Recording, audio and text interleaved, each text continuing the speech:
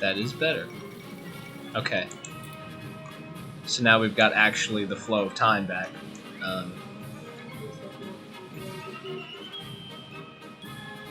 It's modded music.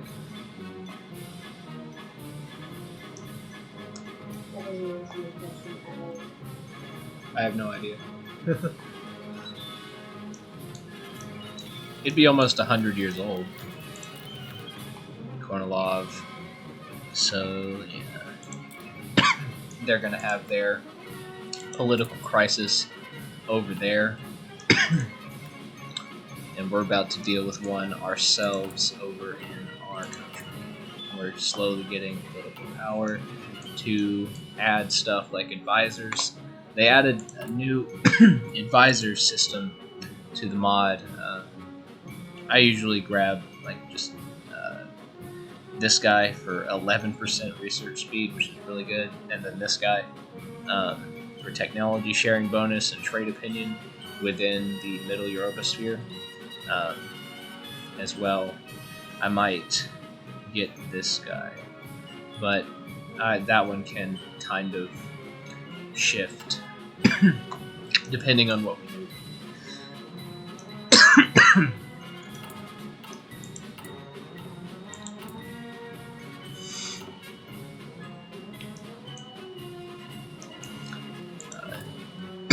We're not training any divisions at the moment.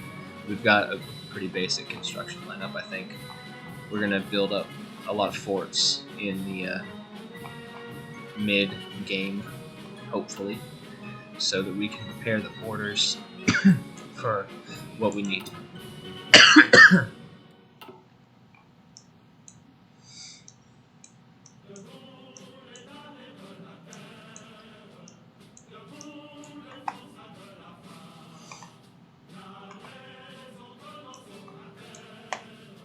They also made changes to the Austrian area, because they made all of the crown lands of Austria match the color, so you can tell like what nations make up their collective union of Austria-Hungary. Bulgaria is still a larger nation. Ottomans have more content, I think. China definitely has more content. We'll see some weird stuff happen down here, I think.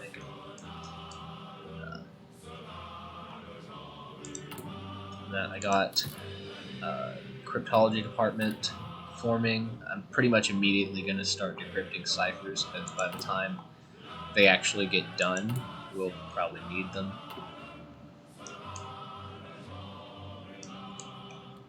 Not gaining any army XP at the moment.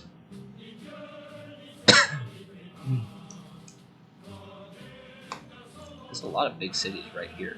Maybe we should fortify that area on the Dutch border. Maybe.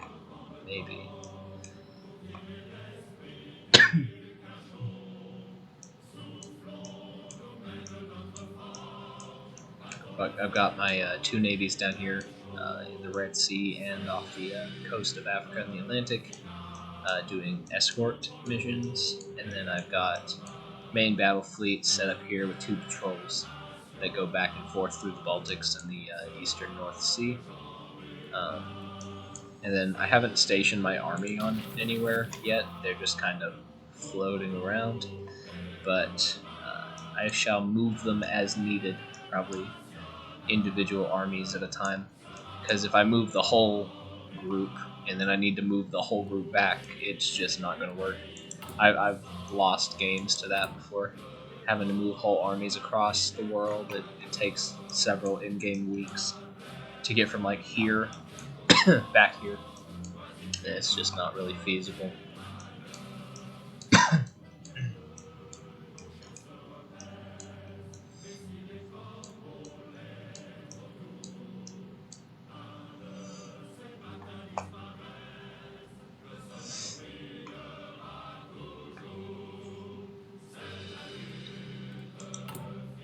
So what we're going to do as far as setting up the tank divisions is we're gonna get um, regular mediums, and then medium flame tanks, and then medium chassis with heavy cannons that I'll be using for tank destroyer rolls, which will be in their own separate division so that I don't have to backlog production.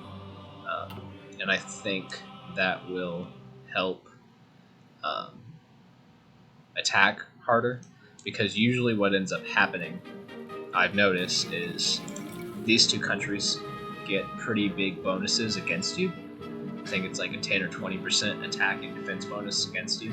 And so the lines will just stale. Like, I'll usually capture Nancy, and then this won't move for like 3 years.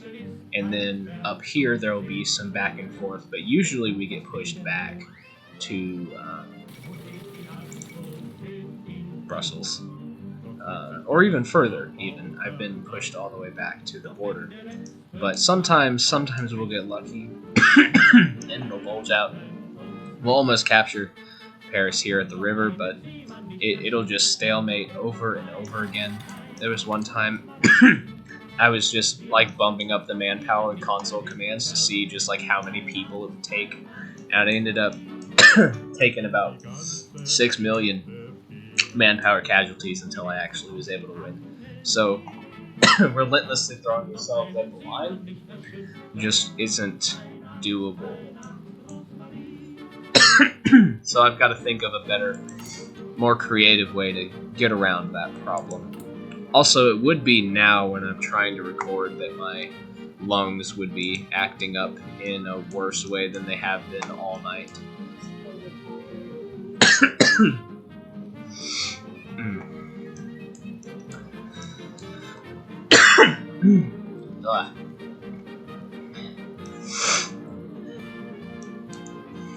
But, yeah, so that's the basic setup.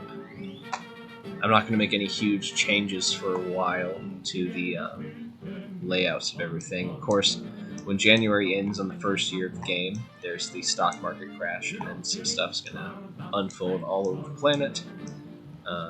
And that's kind of really the beginning of the game and the mod. We haven't really constructed anything, but we should at least retain some of our industrial capacity to build things. We are not in the hole for any production. We've got a basic navy being slowly constructed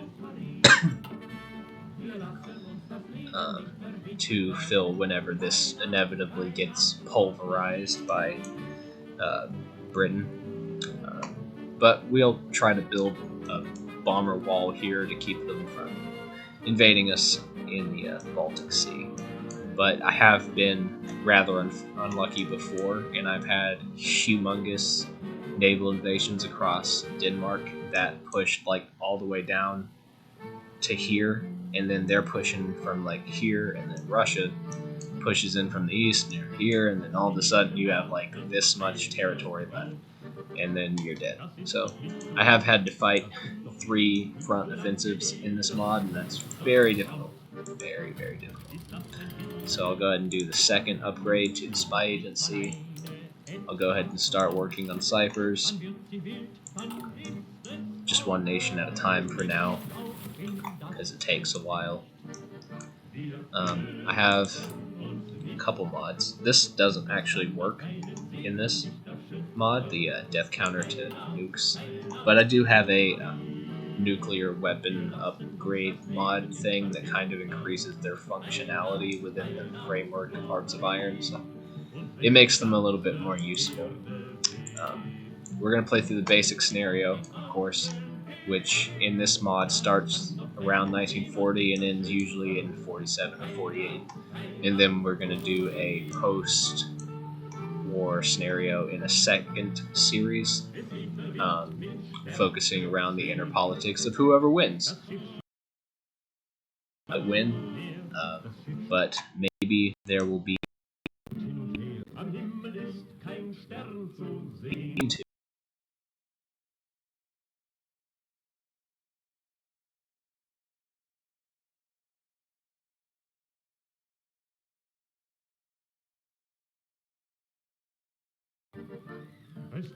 The game do its thing.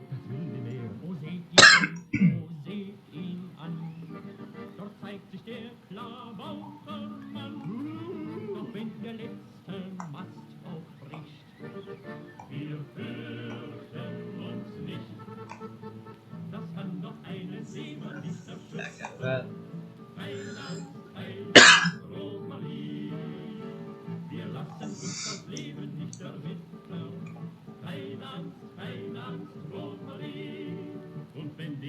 Well, do something.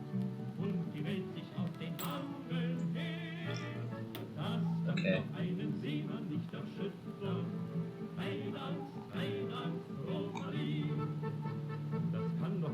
Let's get this guy.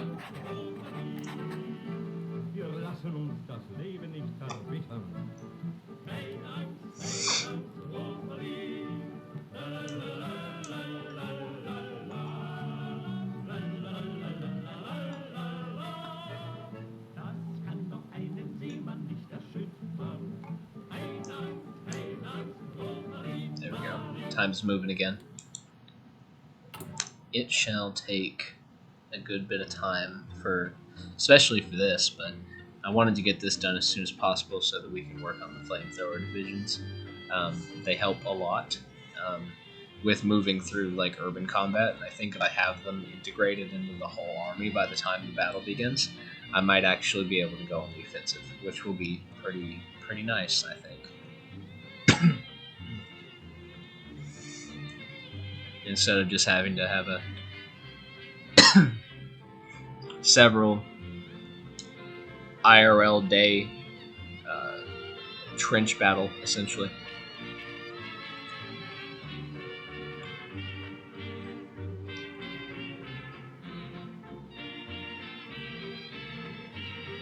Come on.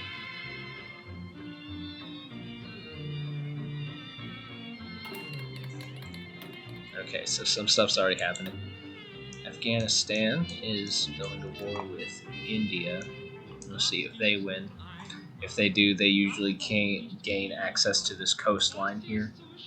So maybe they would actually start building a small naval fleet for the Persian Gulf as well as the Arabian Sea.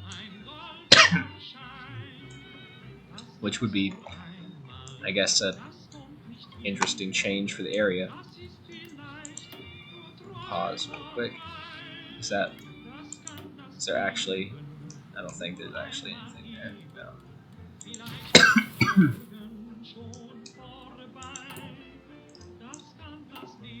We do indeed. Well, we have one day. In like an hour it's going to happen. Yeah. There we go. Stock market crashed there. Stability went down really quickly. We do still have some factories, so we'll keep those going. We change priority to reinforcements.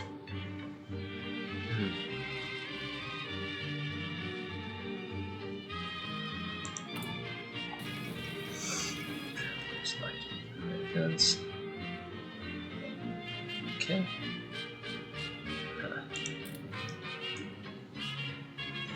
So that should be a relatively easier time. Gonna go with these guys, I think, in the election, and then the second election, maybe the NLP. We shall see. There's usually 3 elections in game, but we'll, at least if you like counting the second series, we'll probably see 3 or 4 of them. Now we have negative political power, so that's interesting. But that does happen in this mod, so it's nothing to be too worried about. We'll also get some back from finishing the focus tree here.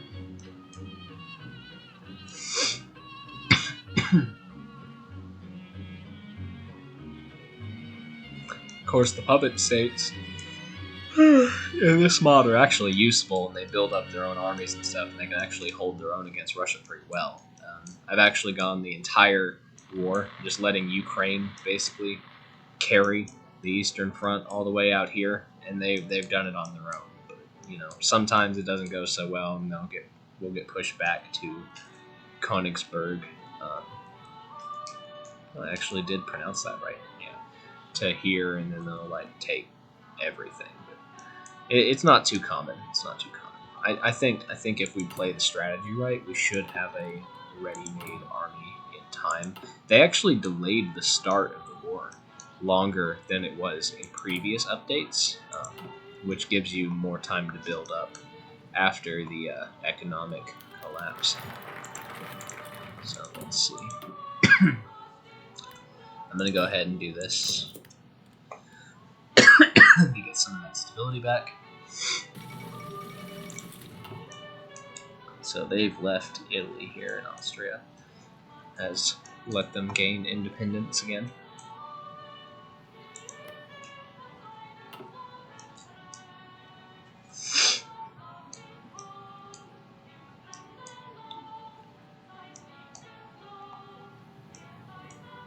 I'm sure we're going to see civil wars and rebellions, collapses, all sorts of things. One thing that gets bogged down a lot is over here in the Vietnam area. This doesn't usually go well. We'll just have to see.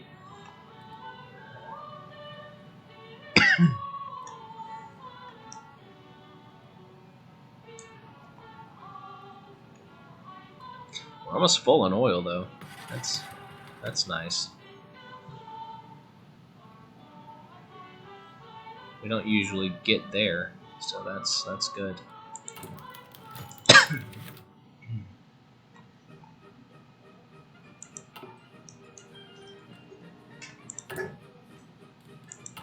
Back to 7.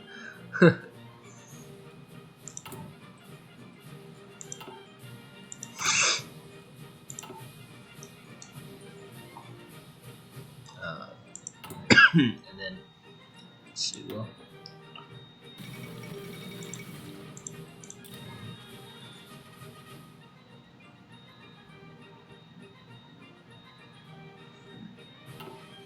I don't know. Maybe we'll do something like that.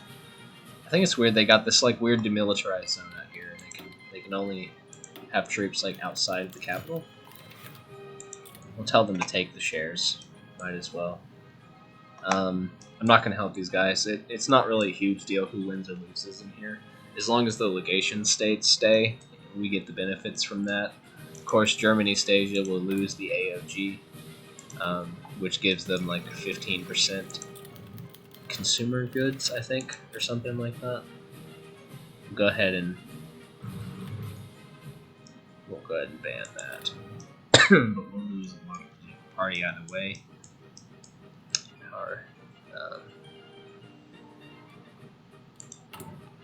Still got our factories going. That's good. Stability is 55%. It can go pretty low, so as long as we keep that kind of up, we shouldn't see anything too crazy happening, I don't think.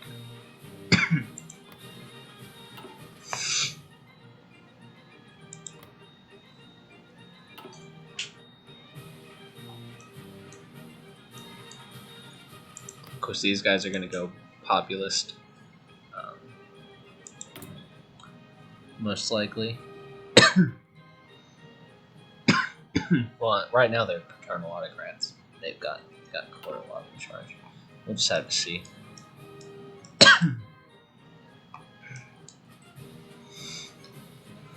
There's weird zones all over the place where they've got no military access there. So it's interesting. I don't actually know why they have it set up like that. I can't look at that menu right now. It's trying to do an autosave.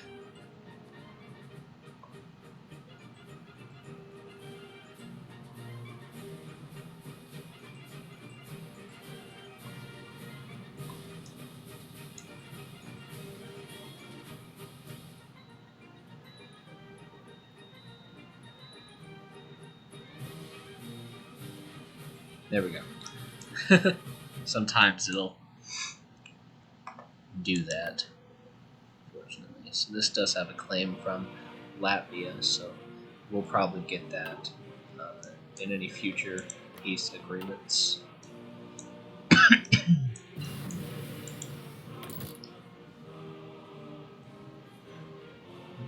Let's do common civilian. Keep trying to upgrade that, just so we don't lag behind. And then we still want to sign orders to these guys, I don't think. Not until we really need to.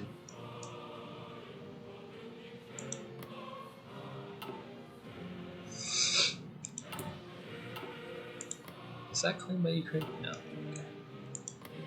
But that area is... I have seen them take that. And then these provinces they usually go for. Yeah, I'm interested in how the world looks after we get through the first scenario, and then the second as well will be interesting. Of course, second will be orchestrated very differently. We'll have like rocket silos, be fired back and forth, and we'll have bombers that can go from here to there and there, and paratroopers is going back and forth. It'll be an interesting third conflict. Manpower pool is staying about the same, as long as it doesn't go down. It should be good. Of course, this is a minus 20% stability debuff. That's not going to be good for us, but we'll recover.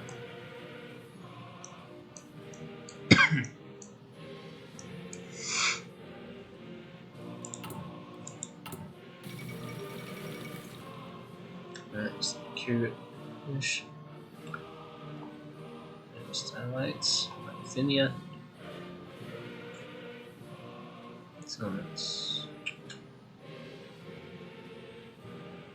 So White Bithynia is going populist as well, which can be useful. I think they are more militant than the authoritarian party, but I could be wrong about that. I don't actually know for sure. Flag change too, I believe.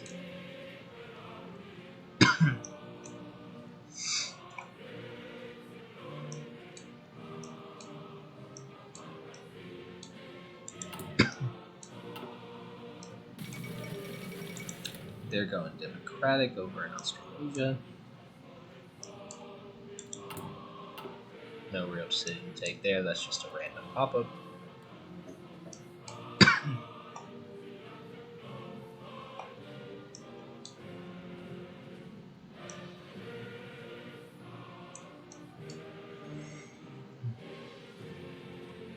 You can actually see the state borders, which is interesting. I guess I never fully noticed that before. They do show up if you look at the map. Huh. Interesting. Well, I've been keeping an eye on the time.